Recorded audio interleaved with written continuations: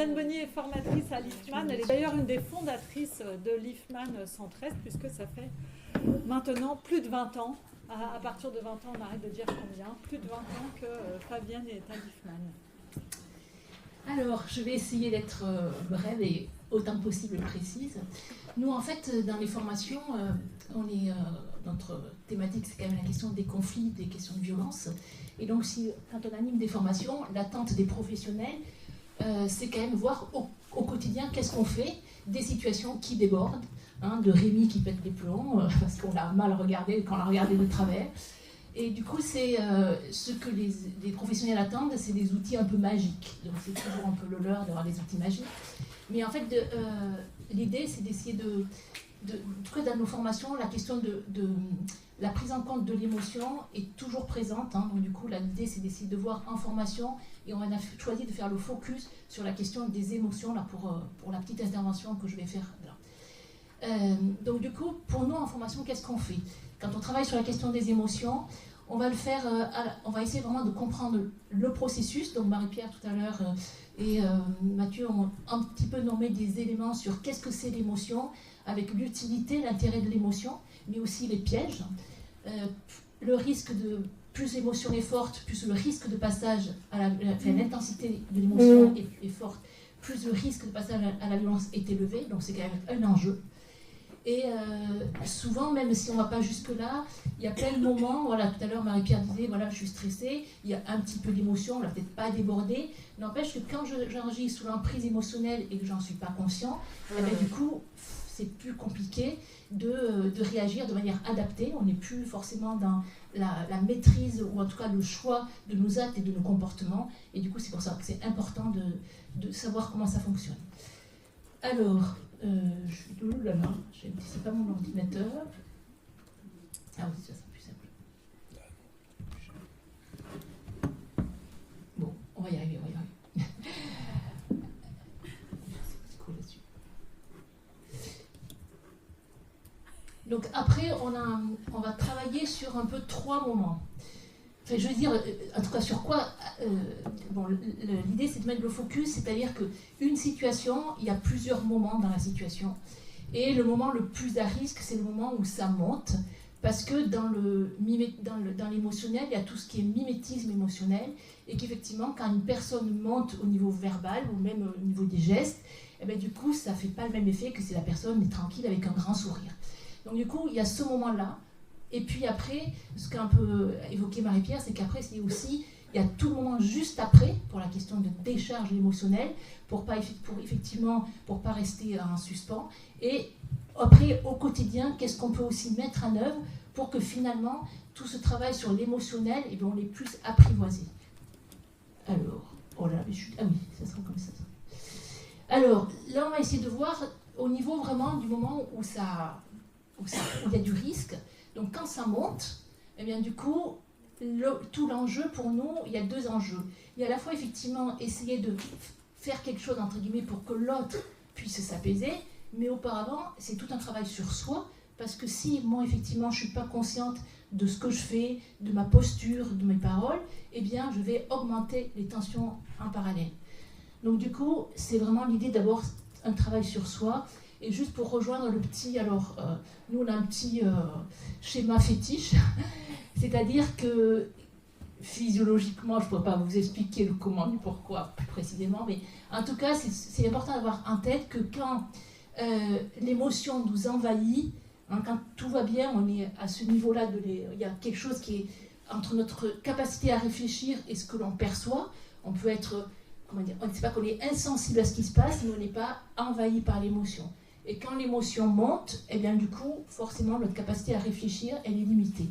Du coup, c'est tout ça l'enjeu, d'essayer de voir que la priorité dans ces moments-là, c'est d'essayer de baisser la tension émotionnelle. Donc, on a quelques petits outils pour faire travailler là-dessus. Donc déjà, Marie-Pierre l'a dit tout à l'heure, là, j'expire. Donc après, en formation, on fait du travail là-dessus. Il y a l'idée aussi de déjà reconnaître que cette émotion est présente, parce que du coup, si je la reconnais, ben, du coup, j'en fais quelque chose, ben, du coup, ça va être un peu plus simple et je vais moins me laisser m'envahir, ce qu'on peut appeler l'auto-empathie.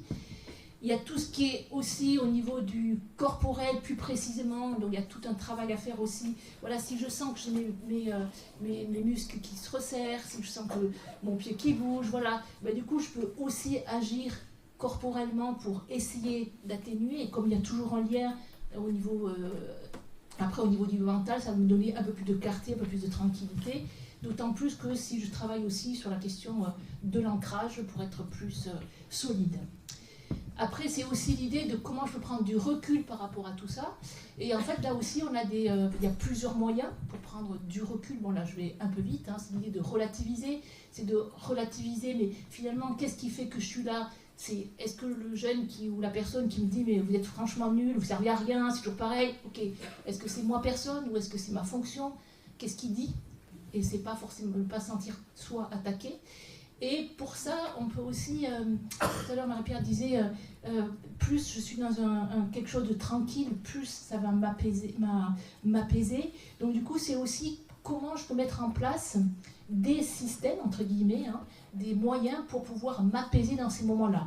Donc ça, je peux aussi le préparer en amont. Et par exemple, il y a des personnes qui disent dans leur bureau, elles ont mis un poster d'un lieu de vacances, ou voilà, quelque chose qui par le regard. Donc après, ça peut passer vraiment par des éléments très corporels, un regard, mais ça peut être aussi toucher un objet. Il y a des personnes qui disent « Ah, moi je chante dans ma tête ». Enfin, il y a X moyens pour pouvoir juste un petit peu s'apaiser. Voilà. Et en tout cas, pour éviter de monter plus. Et puis, c'est toujours dans l'idée de, quoi qu'il arrive, c'est l'idée du respect de l'autre et respect de soi. Bon, je vais un peu vite, mais... l'idée, c'est après, voilà, une fois que nous, alors, c'est... non, mais je reviendrai après, ça sera plus simple. L'idée, c'est que, voilà, tout l'enjeu, déjà, moi, essayer de ne pas augmenter les tensions et m'apaiser un peu, pour après, essayer de se mettre... du coup, quand on est professionnel, on est quand même là pour être accompagnant par rapport à l'autre. Et du coup, c'est l'autre qui, effectivement, il en est là où il est. C'est sa difficulté. Qu'il soit en syndrome post-traumatique ou pas, il est là avec son émotionnel, avec sa difficulté, ses besoins qui ne sont pas du tout satisfaits à ce moment-là. Et du coup, c'est bien aussi accompagner l'autre à pouvoir aussi s'apaiser. Donc du coup, là, on est plus sur... on va essayer de faire un peu de manière similaire que ce qu'on a pu faire par rapport à nous. C'est déjà, bon, vous connaissez tous l'empathie, donc du coup c'est vraiment lui montrer qu'il est vraiment entendu par rapport à ce qu'il vit, sans être jugé. Oui, il est énervé, oui, voilà. Ce qui ne veut pas dire que c'est parce qu'il est énervé que je vais accepter qu'il tape sur la table, c'est autre chose. N'empêche que cet énervement, il est là, et de toute façon, qu'on le veuille ou non, il est là. Donc c'est plutôt qu'est-ce qu'on fait pour pouvoir l'accueillir au mieux, pour pouvoir après, justement, cet énervement se diminue, cesse. L'aider à s'exprimer, dire ce qu'il a sur le cœur. Si on est sur le... Hop là, je vais aller... non, mais je reviens. Si vous vous rappelez les deux ronds qu'il y avait, si je m'adresse à l'intellect, de toute façon, ça ne marche pas, parce que du coup, il est envahi par l'émotion, donc du coup, sa capacité à réfléchir, elle est limitée. Donc du coup, c'est vraiment essayer plutôt vraiment de tout faire pour apaiser. Et l'idée, c'est... et puis ça, voilà, si ça... Avec certaines personnes, que ce soit des... Alors là, avec des adultes, des fois, on a un peu plus de mal, mais c'est aussi être vraiment en conscience que les émotions, c'est très physiologique, et c'est aussi, des fois, ça peut simplement passer par aussi l'aider à respirer, l'aider à aussi aller avec les enfants, on peut aller dehors, on peut aller courir, on peut aller... Voilà, il y a plein de moyens pour aussi qu'ils puissent lâcher toutes ces tensions émotionnelles, corporelles, sans, entre guillemets, polluer l'autre, sans se mettre en danger ou mettre en danger d'autres personnes. Et bon, après, là, c'est toujours l'idée d'éviter d'être devant des témoins pour qu'ils puissent s'apaiser plus facilement. Donc en fait, là on était vraiment à l'instant T, on est ici là avec tout le risque là. Et puis là l'idée voilà, c'est que ça décharge. Et après, une fois que ça sera déchargé, eh bien peut-être qu'on pourra traiter la problématique qui est là. Mais avant, c'est un peu illusoire. La difficulté, c'est que des fois, des personnes n'arrivent pas vraiment à décharger, donc ça va plus vite remonter. Et du coup, ça c'est valable et pour la personne et pour nous aussi. Donc du coup, tout ce qui tout ce qui est important, c'est effectivement... c'est-à-dire, c'est voilà, comment on arrive à trouver des moyens pour vraiment décharger physiquement. Et sachant que derrière les émotions, donc là c'est la question de la compréhension, il y a toujours un besoin qui n'est pas satisfait. Donc après, une fois qu'on aura déchargé les tensions ou on est un peu plus tranquille, et bien du coup on va essayer d'identifier les besoins. Alors pour soi-même aussi, en tant que professionnel, des fois j'ai besoin d'être entendu, écouté, d'être compris, soutenu, d'être rassuré sur ses compétences, c'est hyper important en tant que professionnel. Et puis après, une fois que j'aurai, comme on l'a dit tout à l'heure, les besoins ils sont là, on a identifié le besoin, mais après c'est trouver des moyens vraiment pour les satisfaire. Donc du coup ça c'est valable pour le professionnel et aussi pour la personne accompagnée. Et puis de manière plus...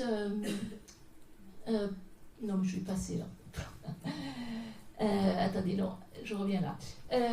Par rapport à toutes ces questions des émotions, donc là vraiment, une fois qu'on a dépassé ce moment critique, qu'on a à peu près apaisé, après là on est aussi sur travailler mais de manière plus générale.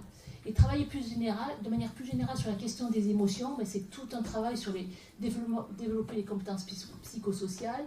Et puis on est vraiment sur l'idée, mais en fait excusez-moi mais il me manque une diapo. Ah oui voilà, il y a une diapo j'ai dû supprimer les diapos sans faire exprès. C'est l'idée de... Excusez-moi, du coup je suis troublée parce qu'il me manque une diapo. C'est aussi l'idée de voilà, comment en équipe aussi on travaille là-dessus, sur avoir une culture commune sur la question des émotions. Comment on peut aussi, entre professionnels, des fois avec les usagers, on a plus de facilité à travailler, à accompagner l'émotion de l'usager entre collègues. Donc du coup c'est vraiment une culture commune sur les émotions et du coup de communication. Et puis c'est aussi comment on arrive à mettre en place, alors après avec les usagers, des petits rituels pour faciliter eux leur propre connaissance sur ces questions-là, développer éventuellement des ateliers sur les compétences psychosociales. Enfin pour nous il y a tout un panel qui à la fois va permettre à chacun de progresser, mais qui va être aussi une prévention de futurs conflits ou de situations de crise. Voilà. Et puis, comment on fait ça en formation? Vous allez le découvrir dans les ateliers cet après-midi. On travaille de manière très interactive, avec beaucoup la question du corps est en jeu, parce qu'on est à la fois sur comprendre, mais aussi prendre conscience par certains exercices, et aussi expérimenter. Voilà. Merci.